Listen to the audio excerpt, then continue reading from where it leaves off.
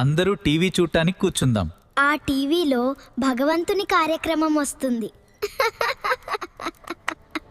అయ్యో, సీరియల్ మొదలవుతోంది. చూడు నాయనా, దూరదర్శన్ చూడు. యై! స్టార్ట్ అయింది. అప్పుడే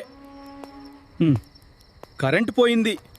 అయ్యా, మళ్ళీ పోయిందా? అవును, మళ్ళీ పోయింది.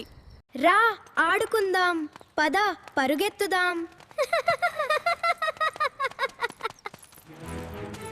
ఆట ఆడదాం.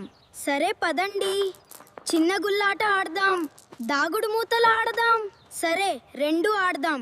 నవ్వండి, ఎందుకంటే జీవితం అందమైనది. నిజమే. ఈ రోజు నాకు చాలా సంతోషంగా ఉంది. అదంతా మీ స్నేహం వల్ల.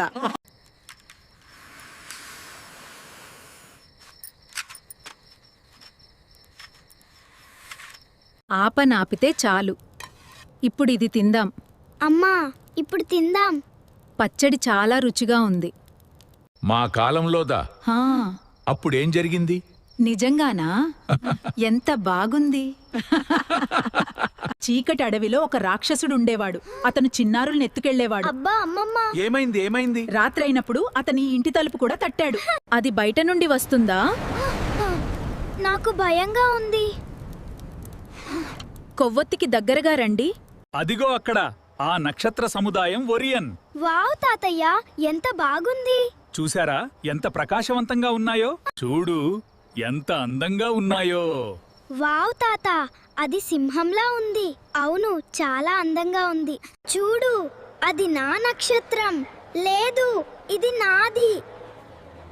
అద్భుతంగా ఉంది. ఇంక నేను చెప్తాను, నువ్వు మళ్ళీ నాన్నకి చెప్పు. సరే నాన్న.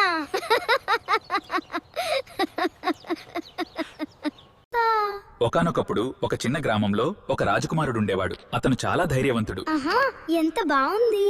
నీవు కూడా విను నాన్నా. లైట్ వచ్చేసింది.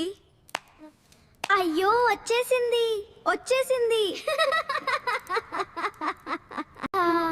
నేను ఆ పుస్తకం చాలా ఇష్టపడ్డాను. మ్మ్, ఇవన్నీ ఎప్పటికప్పుడు బాగుంటాయి. అందరూ మళ్ళీ లోపలికి వెళ్లారు. ఆహా, కానీ ఎవ్వరికీ టీవీ మీద. అవును, అది వచ్చింది. చాలా బాగా చేసావు నా బంగారం. ఈరోజు చాలా సంతోషంగా ఉంది. కరెంట్ పోయినప్పుడు మనసులు వెలిగేవి.